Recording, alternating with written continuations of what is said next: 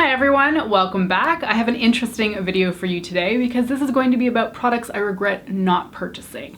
I've seen a few other people doing it, although I can't really remember off the top of my head right now who has done it, but I find it fascinating to know what people just didn't buy and now they wish that they had. Because for me, truth be told, if I want something, I usually just go out and buy it. I don't have a lot of restraint when it comes to not purchasing things that I want. So I actually had to rack my brain for items that I can't get anymore that I wish I had purchased. And some of these date back quite a bit. So let's just dig right in. The first one that stuck out to me the most, hands down, was the fact that I never picked up any of the Bite Beauty maple lipsticks. I don't even know why I didn't buy them, because to me they just screamed everything that I love about lipstick. Number one, I love Bite's lipstick formula. It's one of my favorites on the market. It is so comfortable to wear. And the fact that they were coming out with a maple collection is very near and dear to my Canadian heart. Throw maple on anything and I am there. The scent, the taste, like just everything about maple or maple syrup, I live for. So these lipsticks were maple scented and they were in Bite's formula, and yet I just never got around to picking any of them up. I think at the time I felt like I just had too much lipstick in my collection.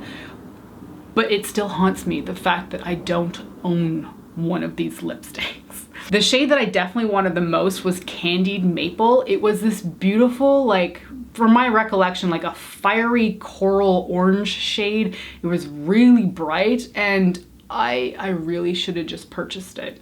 I did get the Bite Agave Maple Mask and I love that thing to pieces. I've gone through a whole tube of it, but I never got one of the lipsticks and now I regret it so much, and they've never relaunched them. So I am truly just a sad pumpkin about it. Oh man, that one stings quite a bit actually. Okay, the next one, and this one kind of dates back quite a way. Like it could be 10 years when this collection came out. Do you remember the MAC collection that was like blonde, brunette, redhead?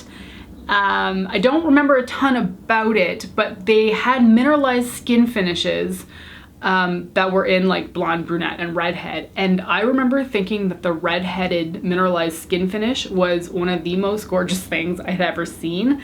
Did it have, I don't have pictures here, I just have a list of what I wanted to talk about. So I don't exactly remember all of the items that I'm talking about, but I think that skin finish had, was it 3 or 4 different veins running through it, like the width of it, that were just like this peachy, slightly coral, slightly pink stripes, and when it all blended together, it was like this beautiful luminescent color that would have looked gorgeous as a highlighter or a blush.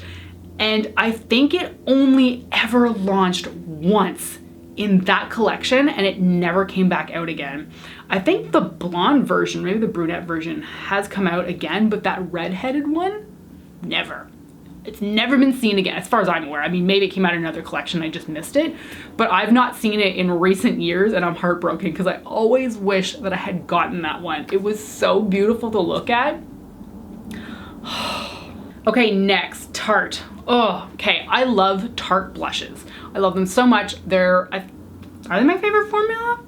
I guess. I mean, I think I use them the most in my collection, but I've never really just stopped and thought about if they're my favorite or not. Anyway, Tarte has a lot of blushes, the Amazonian clay blushes, that they've discontinued over the years. And I have a lot that I really love and I use them all the time. But there was the shade Tipsy that I think it was Marlena from Makeup Geek talked about all the time. It was a bright, almost neon, coral orange shade. I think it was more orange than it was coral in my eyes.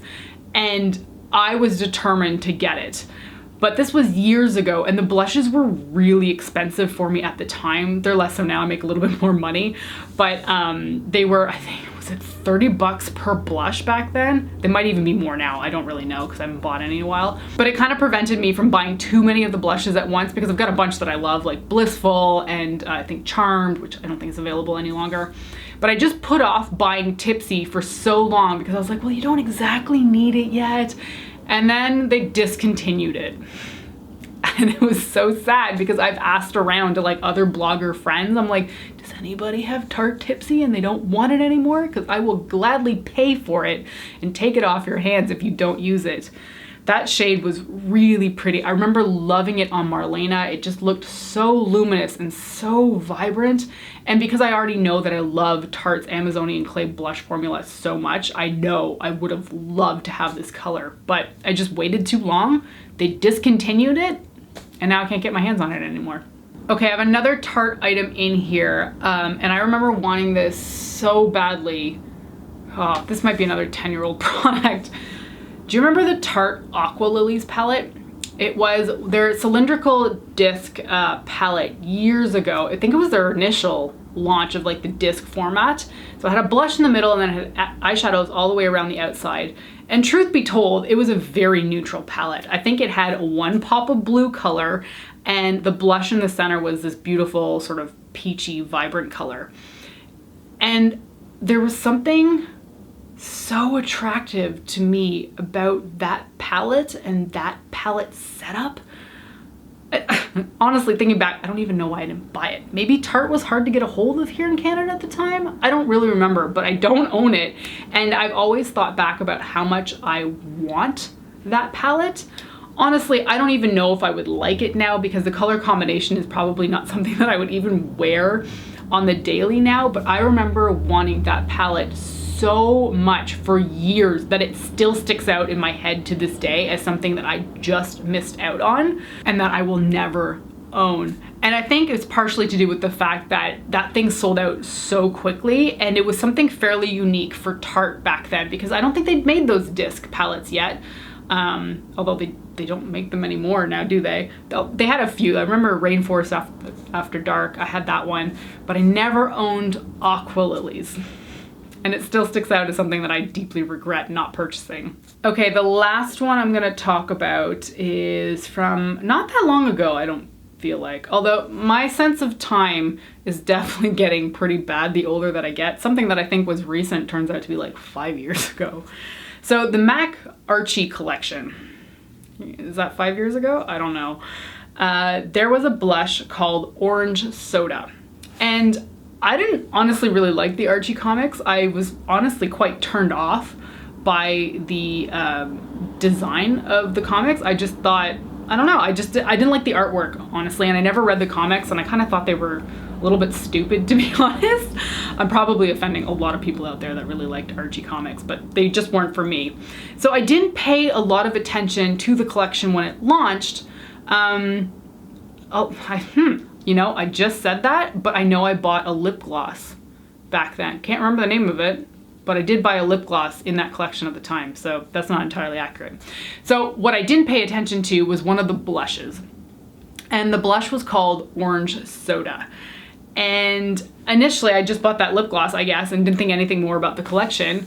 And then it wasn't until like several months later where I saw it popping up on everybody's cheeks and it just looked so beautiful. It was like this soft, muted peach blush color that just seemed to illuminate everybody's face who wore it. And I think one of my friends, her name is Sachi, actually went through an entire pan of it and was like desperate to find a new one because she loved it so much.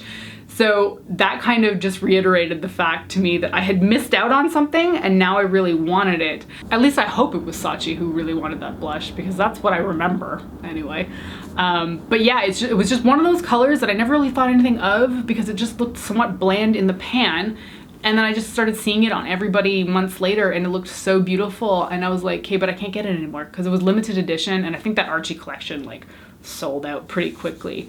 So yeah, I missed out on that and I still think about it, which is kind of ridiculous. I probably have a dupe in my collection, but because I don't have the original pan, I can't actually go dupe it in my collection because I can't swatch them side by side. So those were the items that I could think of that I regret not buying. But you know, it's funny to kind of discuss these things because if I saw them in a store today, would I even still want them?